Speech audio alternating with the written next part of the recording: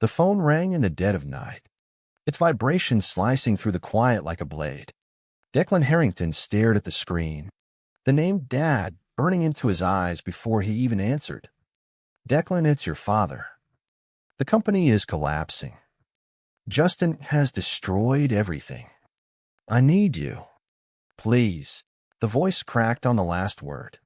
A sound so foreign from Richard Harrington that Declan's chest tightened until he could barely breathe. 12 years of silence. 12 years of being erased. And now this desperate plea in the middle of the night. He sat up slowly, the San Francisco fog pressing against the window like a living thing, and felt every old wound tear open again. Why me? Why now? After you threw me away for loving who I love? His mind spun, a whirlwind of rage and something sharper, something that tasted like hope and poison mixed together. He had built a life here, far from the Harrington empire, far from the man who had once looked at him with disgust and said, "You are no longer my son." Ryan stirred beside him, warm and safe, murmuring something soft in his sleep. Declan looked at his partner, the man who had held him through the darkest nights, and a fresh wave of guilt crashed over him. If I go back, I risk losing this. I risk becoming that broken boy again. But refusing, would that make me just as cruel as they were? The question clawed at his insides, refusing to let go. He whispered into the phone, voice steady only by force of will. I'm listening. Tell me what happened.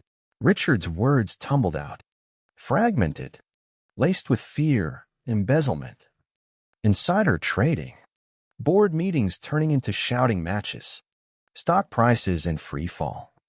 Justin, the Golden Straits son, the one handed the CEO chair like a crown, had gambled it all away. Declan listened, each detail a fresh cut. The company I was supposed to inherit if I had only been normal. The legacy I was denied because my truth made them ashamed. His heart pounded so hard he thought it might crack his ribs. He wanted to laugh, to scream, to hang up and never look back. Instead, he said, "I'll think about it," and ended the call. Ryan woke then, eyes heavy with worry. "Babe, what is it?" Declan buried his face in his hands, the internal storm raging louder than any words he could speak. "I owe them nothing. They chose Justin over me the day they found out I was gay. They chose image over blood.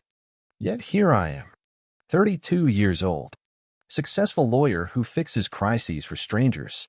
And still that boy inside me flinches at his father's voice." Ryan's hand on his back was gentle, grounding. "You don't have to go. You've survived without them." Declan nodded, but the truth burned hotter. Surviving wasn't the same as being free. The memories flooded him unbidden. The family dinners where Justin's football trophies lined the mantel, while Declan's art awards were quietly removed. The whispered conversations about fixing him. The final night when his suitcase hit the porch and the door slammed forever. He had cried for months after, then built armor out of ambition. Now the armor felt paper-thin. By dawn, he had booked the flight. The decision wasn't choice. It was compulsion. A pull so deep he couldn't name it.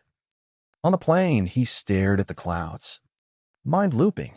Am I going to save them or to prove I'm better than the son they threw away? The question sat heavy in his gut the entire flight.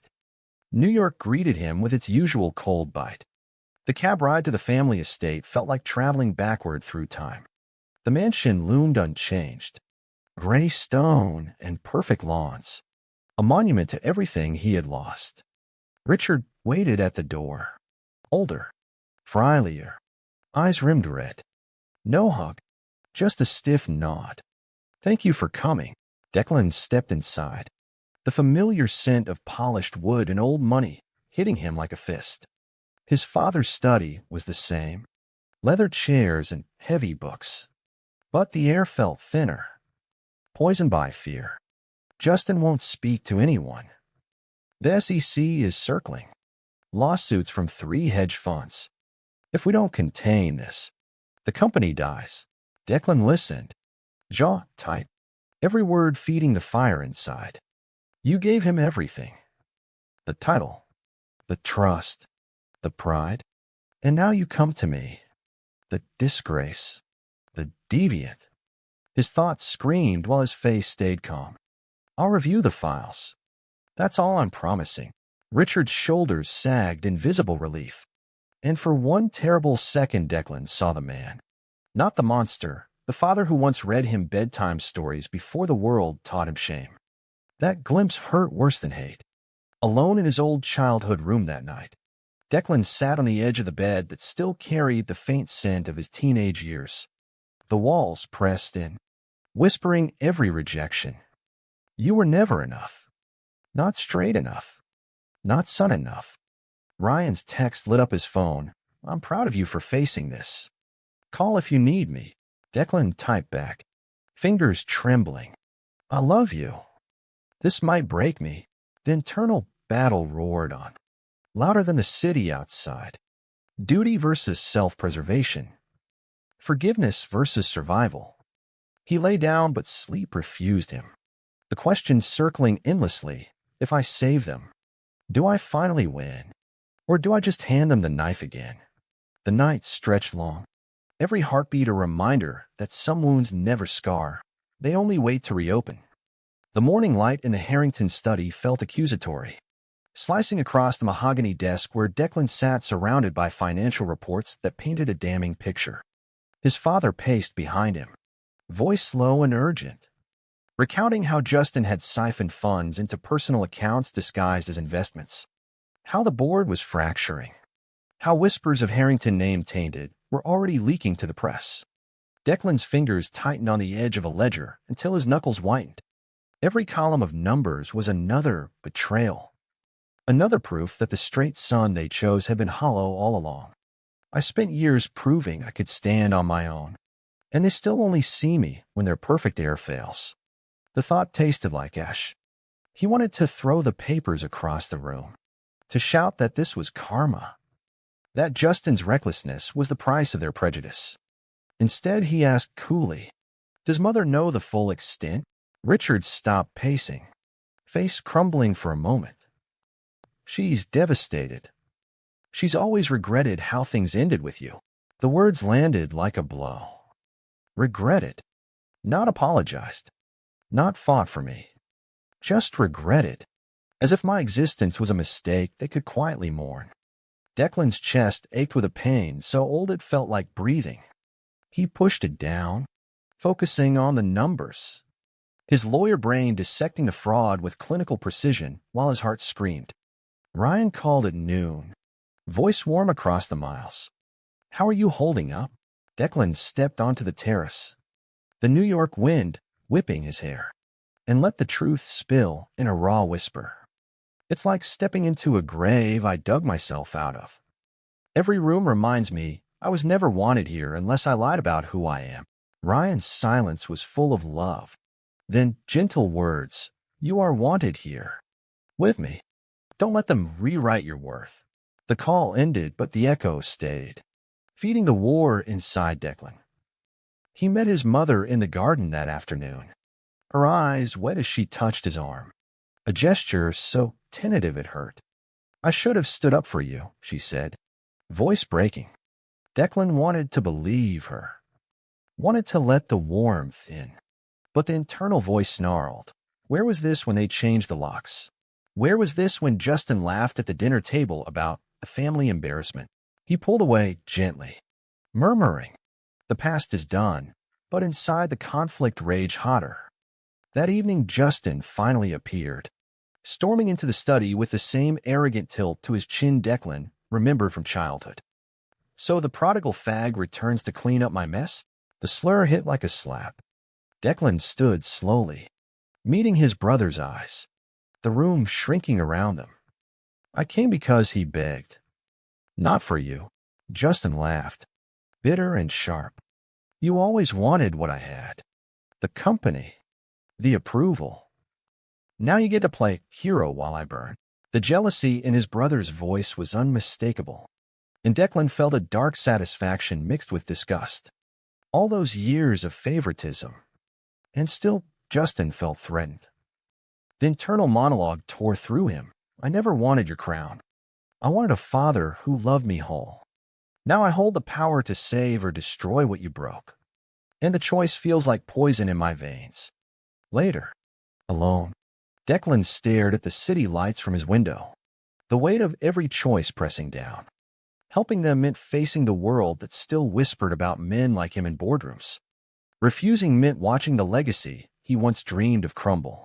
Knowing he could have stopped it. The moral line blurred until he couldn't see it anymore.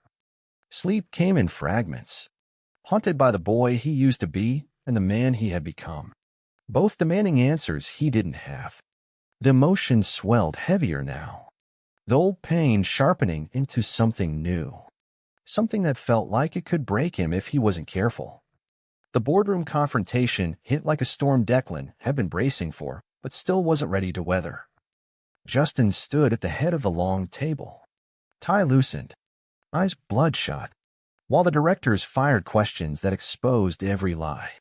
Declan sat at the far end, silent witness, his presence alone shifting the power balance in ways that made his stomach twist. Every accusation against his brother echoed the years of praise Justin had stolen from him. I was the one with the grades, the vision, the drive, but I loved men, so I became invisible. The internal voice was relentless, feeding on the tension in the room. When Justin's gaze finally locked on him, the hatred was naked. You're enjoying this, aren't you? The gay savior riding in to fix what the real man broke. The words cut deep, reopening scars Declan thought had healed. He rose slowly, voice steady though his hands trembled beneath the table. I'm here because our father asked, not to gloat, but if you keep lying. I walked. The room fell silent. Justin's face flushed, a mix of shame and fury that revealed a frightened boy beneath the bravado. Later, in the hallway, their mother tried to mediate, her voice soft with regret that only made Declan's heart ache more. He was always jealous of you. Even before everything, the confession should have soothed, but it only sharpened the knife. Jealous? Of the son you discarded? Declan's thoughts spiraled into darkness. He called Ryan that night, voice cracking for the first time. I'm drowning in their guilt and my own anger. Part of me wants to let it all burn just to watch them feel what I felt. Ryan's response was patient, loving, but the distance between them felt wider than the continent. Back in the study, Richard begged again, on his knees this time, literally lowering himself in front of his gay son. I was wrong, Declan. I see that now. The sight should have brought triumph, but it brought only a hollow pain. Declan helped him up, the touch electric with years of absence, and whispered, wrong isn't enough. Not after what you did. Inside, the conflict consumed him. Forgiveness felt like betrayal of his younger self, yet refusal felt like becoming the monster he hated. The night stretched, emotions heavier than before, every memory a fresh wound that refused to close. He lay awake replaying the boardroom, the kneel, the brother's sneer, and wondered if saving the company would save him or simply chain him to the past forever. The weight pressed until breathing hurt, the drama of blood and betrayal wrapping tighter around his soul. The investigation deepened, pulling Declan into late nights where numbers blurred and truths emerged sharper than knives. His mother's quiet support came in small gestures, a cup of coffee, a hesitant story of how she had cried alone after he left, but each one only amplified the internal storm. I needed you then, not now when it's convenient. The thought repeated like a curse. Justin avoided him, but the few encounters were laced with venom that hid deeper fear. You think saving this makes you better than me? His brother spat one evening. Declan met his eyes, voice slow. No. It makes me the one who has to choose mercy when I was shown none. The words hung heavy, and Declan felt the moral weight crushing his chest. Ryan's calls became lifelines, yet even they carried strain. I miss you. Come home soon. The plea echoed Declan's own longing. But the company's survival demanded more of him each day. In quiet moments, he questioned everything: his identity, his worth, the price of blood ties. The emotion built like a tide, threatening to drown him in regret and rage and reluctant love all at once. Word count 1003 continued building layers of doubt and family pressure. File 5. The betrayal hit full force when Declan uncovered emails proving Justin had actively encouraged their father to cut him off, calling him a liability to the brand. The discovery left Declan shaking, vision blurring with hot tears he refused to shed. You didn't just accept their choice, you shaped it. The internal scream was deafening. Confrontation with Justin was raw, voices rising until security hovered. I hated what you represented, Justin admitted through clenched teeth. Perfect on paper, but you made me look ordinary. Declan's response came from a broken place. Ordinary would have been enough if you had been kind. The exchange left both men raw, and Declan's resolve fractured further. Helping now felt like swallowing glass. His mother's tears only added layers of guilt. Ryan sensed the shift in his voice and urged him to leave, but Declan couldn't. The emotional weight was suffocating. Every breath a battle between justice and mercy. Strain with Ryan reached breaking point during a late call. This is changing you, Declan. I feel you slipping away. The words cut deeper than any family slight. Declan sat on the floor of his old room, phone pressed to his ear, whispering, I'm trying to hold on to us, but they're pulling me apart. The relationship he had built as a safe harbor now felt fragile, mirroring the fractures in his own identity. Societal whispers in the press, Harrington Ayers' gay brother steps in, added external pressure that made him question if visibility was worth the cost. Internal monologue raged through sleepless nights. Am I saving the company or selling my soul back to the people who broke it? The emotion crested higher, love and resentment colliding until he could barely stand. Climax arrived in the boardroom where Declan presented the fix, a restructuring that saved the firm but required Justin's resignation and Richard's public apology. His father's breakdown was complete, tears flowing as he said, I failed you as a father. Declan stood tall, voice steady though his heart shattered. You did. But failure doesn't erase the chance to do better. The personal sacrifice was real. He had to stay longer, face the media, risk his San Francisco life. Ryan waited on the line, relationship hanging by thread. The internal conflict peaked, love for family clashing with love for self until the choice felt impossible. The company stabilized, stock rebounding under Declan's guidance. But the victory tasted bittersweet. Justin left quietly, carrying his shame. Richard offered the CEO seat, but Declan refused, setting firm boundaries.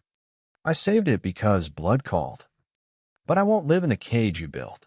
His mother hugged him, real and warm for the first time.